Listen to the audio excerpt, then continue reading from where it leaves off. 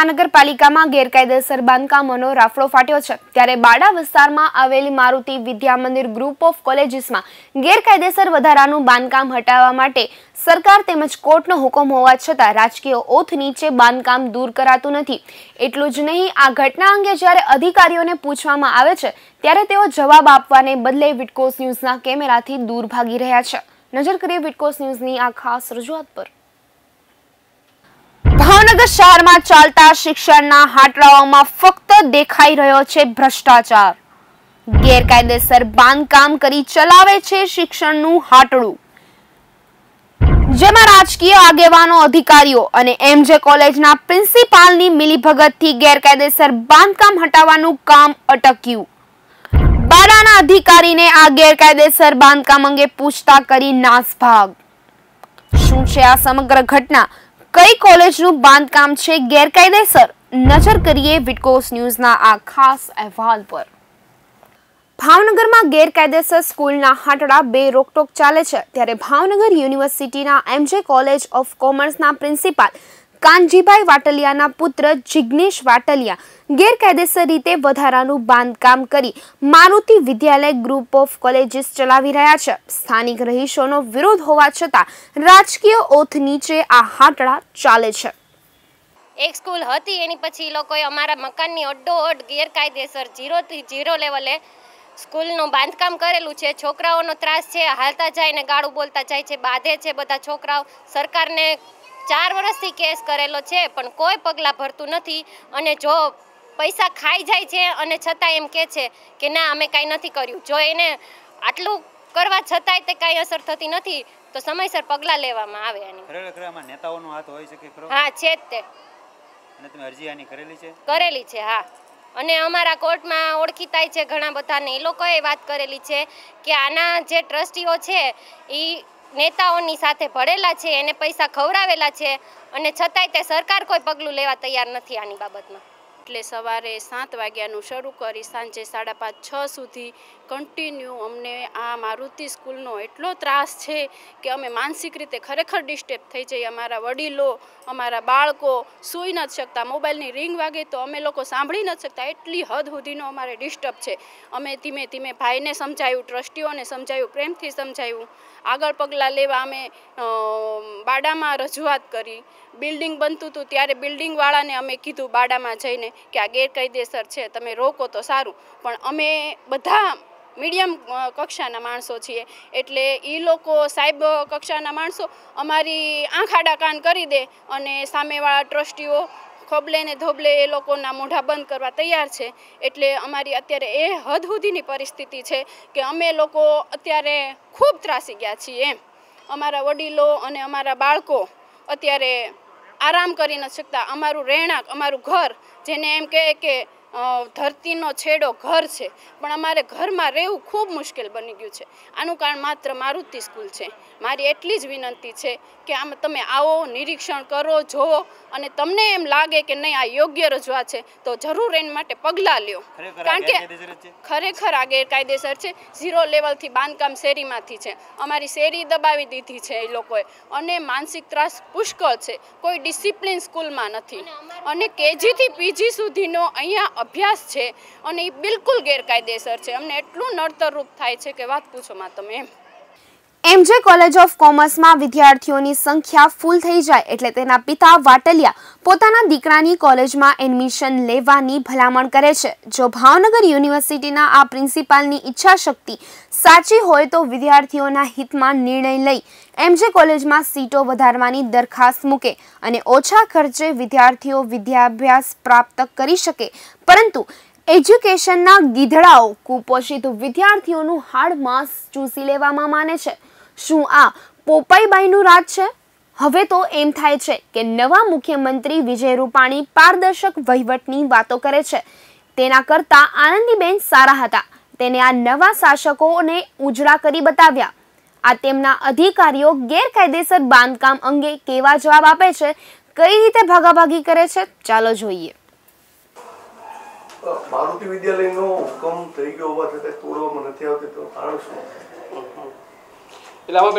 પેલા લોકો કઈ કોર્ટમાં ગયેલા છે, હાઈકોર્ટમાં નથી ગયા, હાઈકોર્ટમાં આપને તો આપણને તો તોડવાનો હુકમ થયો, આ કોર્ટને તો ક્યાં છે? હા નથી. કોર્ટની આવી છે ને અમારી પાસે પેલે એને પેલું સ્પેશિયલ સિવિલ એપ્લિકેશન દાખલ કરી છે. પણ જ્યારે કોર્ટમાં નહોતા ગયા ત્યારે ધારાસભ્યને કહેવાથી નથી પાડવામાં આવી, એવું છે કે? ના ના એવું કશું નથી, એવું કશું કશું નહીં. ઇલીગલી છે તો હકીકત છે. એટલે 2013ની સાલથી ચાલે છે. આ હુકમ કર્યો છે સાચો છે? આ હુકમ કર્યો સાચો છે કે તોડી નાખવાનો હુકમ ઇલીગલી 0 લેવલથી બાંધકામ કર્યું છે? સૈયદ સાહેબ છે ને અમારા કલેક્ટર છે કે જૂના હું તો હમણાં જ આવેલો છું. હા પણ એકબીજા ઉપર બાના કરો કે કઈ જાણતા તો હો ને, તમે જવાબદાર અધિકારી છો ને, અભ્યાસ તો કર્યો હોય ને. પાણી તોડી નાખવાનો હુકમ થયો હોય તેમ છતાં પગલાં ન લેવાય. આમાં ભાજપ સરકારમાં ભયભૂખ ભ્રષ્ટાચારની વાતો કરે, એમાં ક્યાં વાત કરવી? એમાં તો આપણે ઇન્ટરવ્યુ તો આપણે પછી લીધું, પહેલાં ત્યાં ઔપચારિક વાત કરી.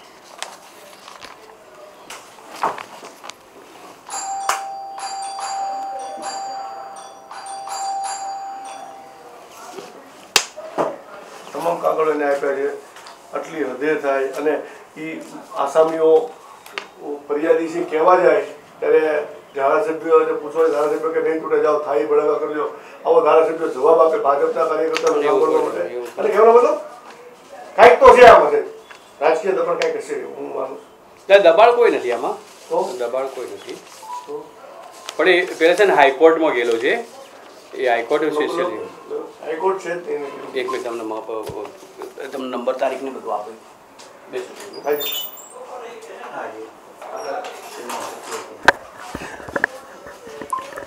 અધિકારીને પૂછવા જતાં હાલ અધિકારી મોદી સાહેબ પરસેવો ઓગળી ગયો છે, તે બહાર ભાગી ગયા છે. એટલે ચોક્કસ દુઃખ સાથે કહેવું પડે કે આ ભય વગરનો ભ્રષ્ટાચાર બાડાનો ક્યાં સુધી ચાલશે? મુખ્યમંત્રી વિજય રૂપાણી એમ કહે છે પારદર્શક વહીવટ આપવો, પરંતુ આ તે કેવો પારદર્શક વહીવટ? ધારાસભ્યશ્રી પાસે ફરિયાદ કરવા જોઈએ, ધારાસભ્યશ્રી પણ સાંભળે નહીં. બોલો આ ક્યાં જવું? ક્યાં પહોંચશે આ ભ્રષ્ટાચાર? ક્યાં પહોંચશે? આમાં ભય ભૂખ અને ભ્રષ્ટાચારની વાતો કરે છે. ભાવનગરમાં 16 આની વર્ષ છે રાજકીય, તેમ છતાં આટલી હદે ભ્રષ્ટાચાર. ગત દિવાળીમાં થયેલા ગેરકાયદેસર બાંધકામ પણ હજી સુધી દૂર થયા નથી. ક્યાં જશે પ્રજા? ભાવનગરના Kaliyabid Maruti Vidya Mandir group of colleges પાસે રહેતા અધેવાડા સર્વે નંબર 33-1, 34 અને 31 પૈકીની 276ની રહેણાંકી હેતુ સારુની વિકાસ પરવાનગી મળવા પ્રકરણ રજૂ કરેલ તારીખ 9/11/2012ના રહેણાંકી હેતુ સારું બાંધકામ માટે પરવાનગી આપવામાં આવેલ તેની શરતોનું ચુસ્તપણે પાલન કરવામાં આવશે, તેમ છતાં રાજકીય ઓથ નીચે ગેરકાયદેસર બાંધકામ કરી દેવામાં આવ્યું તેની ફરિયાદ થતા કોર્ટ દ્વારા તપાસ થઈ. ગેરકાયદેસર બાંધકામ તોડવા કોર્ટ દ્વારા આદેશ પણ કરાયો. તારીખ 19/6/2016ના રોજ બાડાના અધિકારીઓ પોલીસ બંદોબસ્ત માંગી બાંધકામ તોડવા અંગે નિર્ણય પણ લીધો, પરંતુ રાજકીય દબાણ અને રાજકારણીઓની બેદરકારી અને ભાગીદારીને કારણે રથયાત્રાનું બહાનું કાઢી 15 દિવસ સુધી પોલીસ બંદોબસ્ત આપી શકાય નહીં. ત્યાર પછી પણ આ દબાણ હટાવવા કોઈ પણ પ્રકારની કાર્યવાહી કરેલ નહીં અને સામેથી ગેરકાયદેસર બાંધકામ કરનારાઓને કોર્ટ પાસે જવા મોકો આપેલ અને હાલમાં અધિકારીઓ કોર્ટનું બાનું કાઢી રહ્યા છે. પ્રજાના રક્ષકને બદલે પ્રજાના ભક્ષક બન્યા હોય તેવો ખાટ ઘડાયો છે. અને સ્કૂલ આ બિલ્ડિંગ બનાવી છે એ બિલકુલ ગેરકાયદેસર છે, પણ જો સ્કૂલમાંથી એટલો ત્રાસ છે ને તો એની કોઈ વાત જ નહીં કરવાની. સ્કૂલમાંથી ઉપરથી અમે કામ કરતા હોય ને તો માસી માસી કરે છે, છોકરાઓ છુપાઈ જાય અને માસી કહીને ઉપરથી કચરો નાખે છે, બધોય પેનું ને બધી વસ્તુ નાખે છે, પાણીના પાઉચ હોતે ને આવે છે, એવું બધું આવે છે. અને પછી જ્યારે અમે ત્યાં કહેવા જઈએ ને તો એમ કે સ્કૂલમાંથી તમે ફરી ફરીને આવો, અમારી સામે ગેટ છે પણ અમે અહીંયા ગેટથી કહીએ ને તો એમ કે સ્કૂલમાંથી ફરી ફરીને આવો. હવે અમારો રસોઈ કરતા હોય, ગેસ શરૂ હોય, અમે ફરી ફરીને ત્યાં કેવી રીતના કહેવા જઈએ?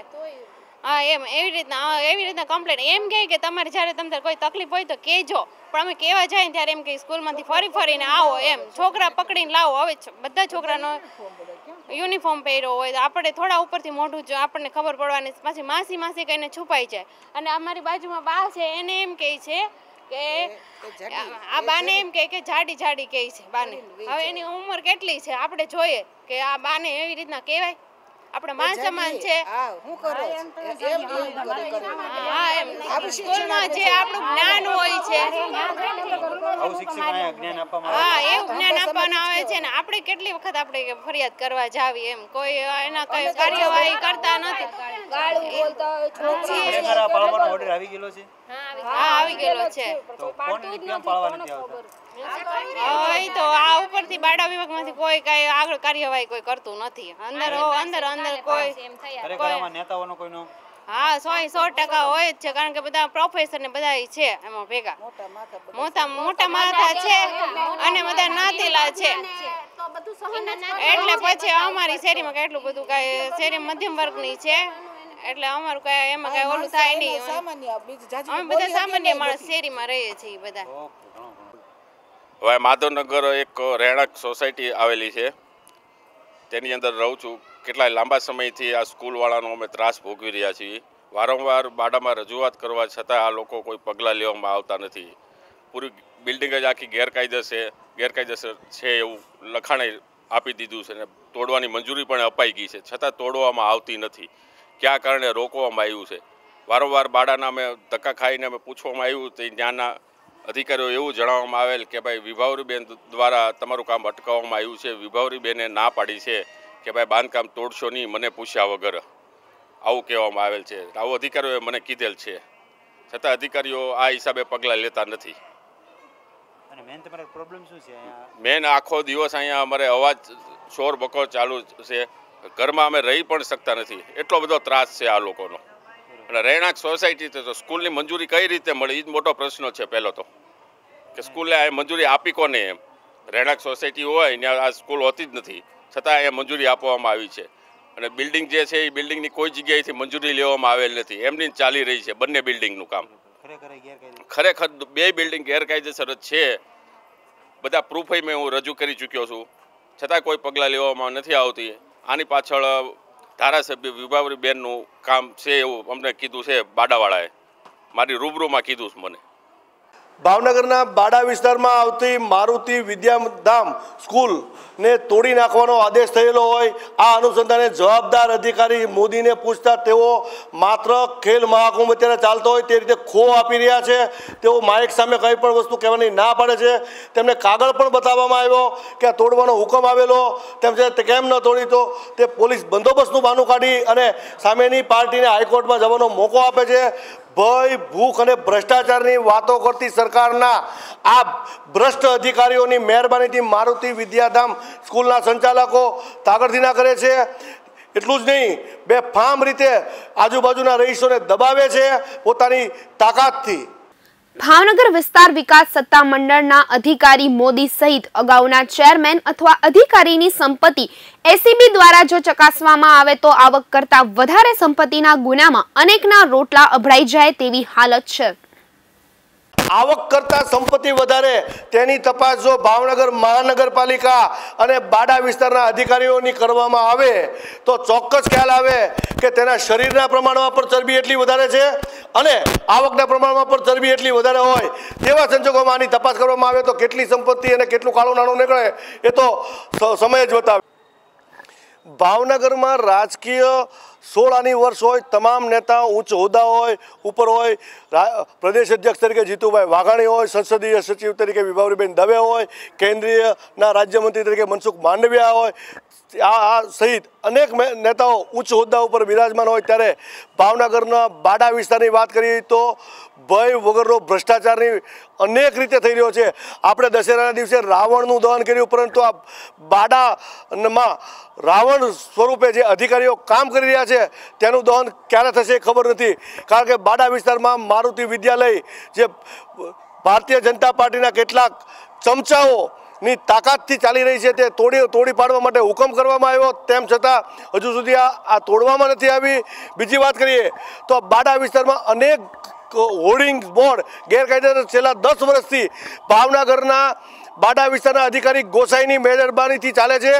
કાં ચેરમેનના ખીચામાં પૈસા જાય છે ને કાંઈ અધિકારીના ખીચામાં પૈસા જાય છે. ભય, ભૂખ અને ભ્રષ્ટાચારની માત્ર વાતો કરવામાં આવે છે. વિજય રૂપાણી એમ કહે છે કે પારદર્શક વહીવટ અમે આપશું. આ કેવા પ્રકારનો પારદર્શક વહીવટ? ભય, ભૂખ અને ભ્રષ્ટાચારની માત્ર વાતો થાય છે. પ્રદીપ શુક્લા, વિટકોસ ન્યૂઝ, ભાવનગર.